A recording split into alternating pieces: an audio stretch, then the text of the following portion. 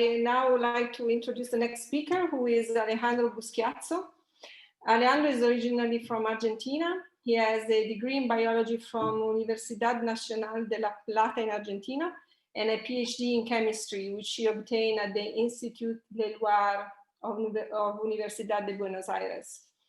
His early biochemistry background was then oriented towards structural biology during his postdoc, and then tenured research position at the Department of Structural Biology and Chemistry in the Institut Pasteur in Paris. Since 2006, Alejandro is a group leader at the Institut Pasteur Montevideo in Uruguay, where he heads the Laboratory of Molecular and Structural Microbiology. His science is focused on molecular mechanisms of protein functions, and he also the head of the Protein Crystallography Facility, which is an open access research infrastructure.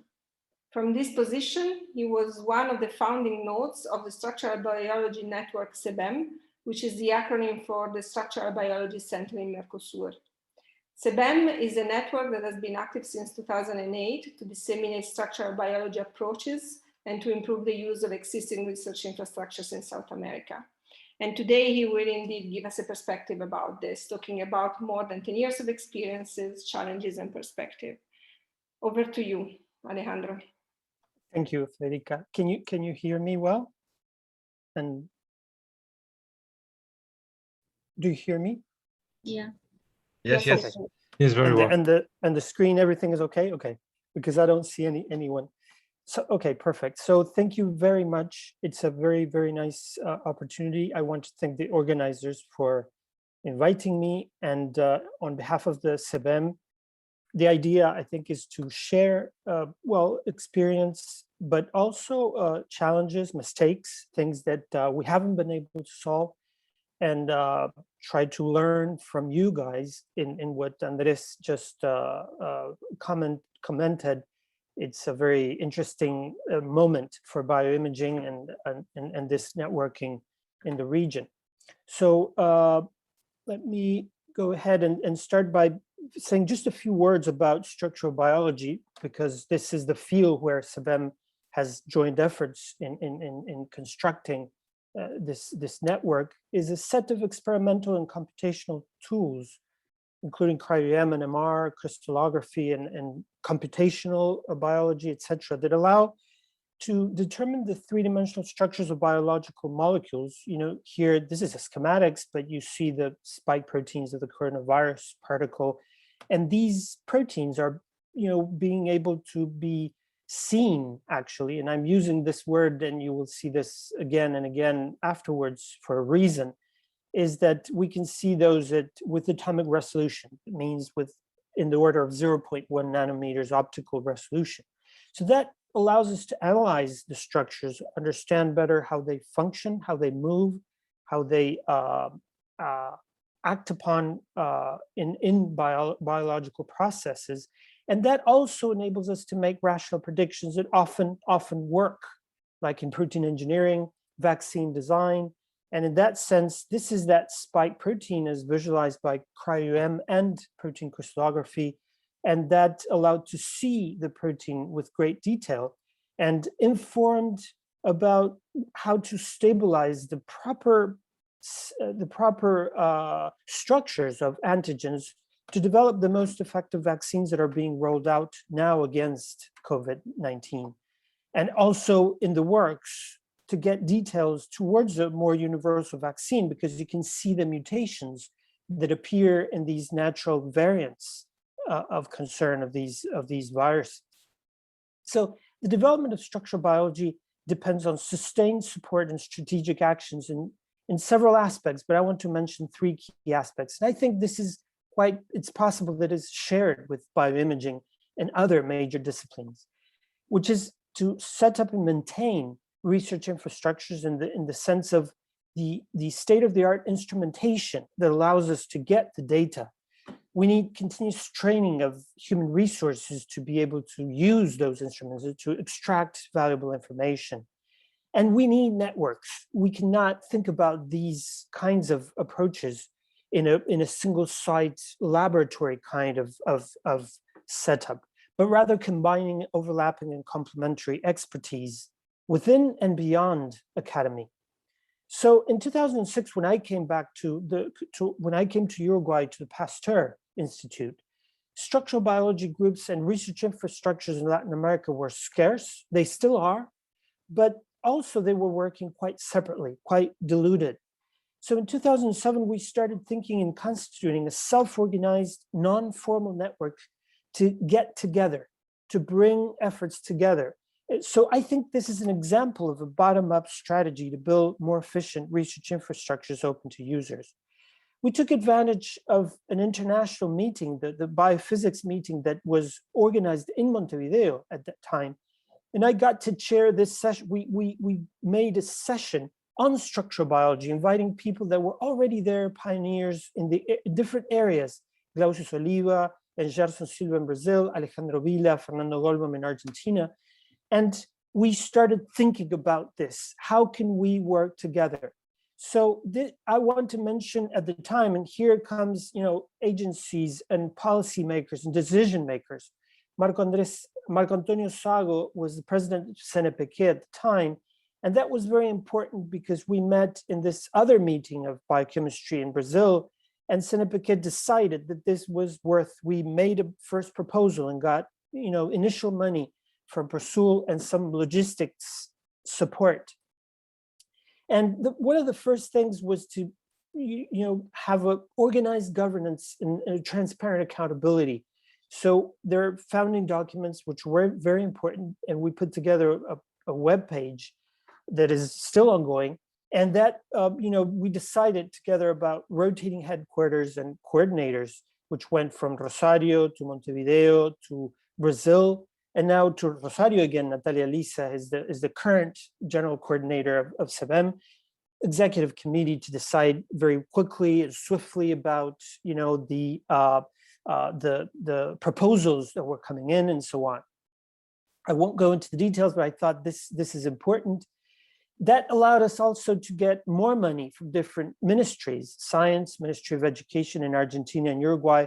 And all this has been taking place in a sort of country by country and a non-regional perspective, because we didn't have instances at the regional level to think about a common way of funding and common goals.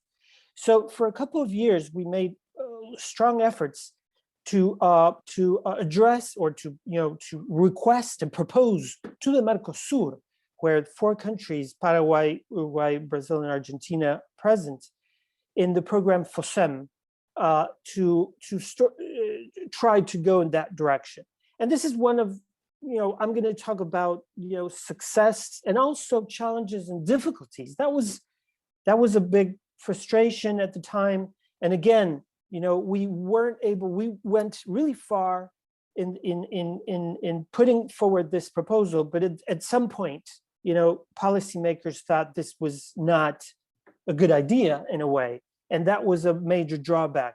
I think at that time we worked much less together and with less trust between science and policymakers. But at the same time, let me tell you about the good things. There were many hands-on workshops, meetings, and exchange happening in many different areas. First one in Rosario about NMR, co-organized with EMBO, but also macromolecular crystallography Montevideo, the Latin American Protein Society meeting where CeBEM put lots of money, mostly for fellowships for students to go there. That was very thriving, very exciting meeting about all these areas have to do with protein science. Many workshops that happened for instance, in the case of protein crystallography, combining venues or alternating venues between Uruguay and Brazil all the way to now. So, and at some point we started reaching out for international connections and vice versa, being connected with people from outside, such as the Structural Biology Network in the United States with headquarters in Harvard University, which is called SB Grid. And the Montevideo node mounted the mirror, which is still ongoing, of raw X-ray diffraction data images. That was a very interesting initiative.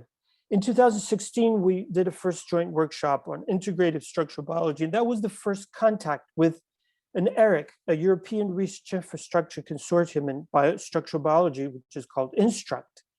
And that was very important. I won't go into the details, but actually sparked a very important regional openness. And we signed many different, with CeBEM, but also bilaterally with 10 different Latin American institutions with collaborative projects underway. We signed memoranda of understandings that go all the way to now. This is ongoing. And also, let's add the major progress in installing new high-end facilities in Campinas. This is a very, we're very proud Brazilian science was able to put together the new 4th generation synchrotron Sirius and high-end cryo-electron microscopy technology at the nanotechnology laboratory in CeBEM. So, measuring impact along the way was and is very important. So we have supported or actively organized over 50 courses in these 12 years. And, this shows the kind of leverage. We usually put like between $5,000 to $25,000 per course, but that leveraged to over $1.5 million in additional funding for workshops, which are excellent level workshops. I mean by that, comparable to any other major advanced workshop in the United States and Europe and Asia with these kinds of numbers. The exchange of students or research scientists was always one of the aims. So many internships, ability to go back and forth and measure, collect data. And this has also resulted in the publication of many joint papers. This is a messy slide, but very interesting because it shows how all these connections happened and still happen in terms of exchanges. Other ways to look at impact is building local capacities for us. Other countries where these areas are even less developed were very important. And these are students from Peru, from a university in Lambayeque, that made important connections to Brazil and others. In Chile now, there are groups actively implicated in protein crystallography, organizing several of the courses and so on. So today, we're 12 nodes in Brazil, Paraguay, Uruguay, and Argentina, in centers that are actively engaged in structural biology. And summing up, we train human resources, we provide swift support for the exchange, integrating local capacities at a regional scale, and also providing support to emerging groups in structural biology and research projects to disseminate structural biology and life sciences in Latin America. We have learned a couple of things that I would like to share for a discussion. It's very important to first build local capacities and know in what we can excel in each node. And regional networking then is essential to actually work together by defining, transparent governance, tackle difficulties, make scientific quality the standard to prioritize projects, and work together with policy and decision makers. We've made a long way forward in these areas, but much more work is needed in these areas. I will come back to these, to fundraising and moving resources and working with decision makers. I think symmetric international cooperation is essential for sustainable cooperation. I mean by that, avoiding the sort of asking for help spirit. I think from Latin America, we can offer, and from Europe and other, in this case, Europe, Latin America for this symposium, but each other's own excellence is a truer contribution for a sustained cooperation. And this goes hand in hand with something that everybody is now learning very fast, unfortunately because of COVID-19, but this is such a direct example of this. So we really need good science around the globe to address the complex challenges we need to address. So the one world philosophy really is very important to make these international cooperations happen. I want to, however, end by stressing major challenges that we faced from CeBEM in this. We're still working on them, like how to use money from one country to support activities in others, how to move samples among countries, customs problems, logistics, also data sharing in terms of connectivity. These are things that we have been able to solve point by point, but we always face difficulties because no regional instance is there set up to make this easier or more straightforward and transparent. Fundraising with long-term cycles and not short-term ones is something that we're struggling with. And all these three, I think, come together with the fact that we need to work better together with the policymakers, because these kinds of problems and issues are solvable. Many of them have nothing to do with more money. Some of them, yes, but we need more mutual trust, and we've advanced in that sense. We trust each other much more now. So we need to hear as scientists what policymakers need and vice versa. So we have common goals. So together we can define a roadmap of like an action plan with a regional vision. So to end, I think we have exciting perspectives, because the joint development of protein crystallography and cryo-electron microscopy, I think, not only me, it's clear that it paves new ways towards multi-scale bioimaging. By that, I'm using the word bioimaging in this symposium, of course, on purpose, because it's about seeing biological entities from tissues and cells all the way to individual molecules and reaching atomic detail. This is a very extremely powerful approach that we can develop together. So I think that regional hubs in several Latin American sites interface from the start with high-end research infrastructures in Latin America and also in Europe. I'm thinking of Eric's, in Europe, like Instruct that I mentioned, but also, of course, Eurobioimaging in this sense could be a major leap to position Latin America as a global partner for excellent science and connected with, the society's needs, societal challenges. So with that, I want to thank you very much for your attention. Thank you very much, Alejandro. Extremely interesting presentation. There is a question in the chat, but I think I will leave it to Chris to pose it maybe during the round table. So in the interest of time, we can move on.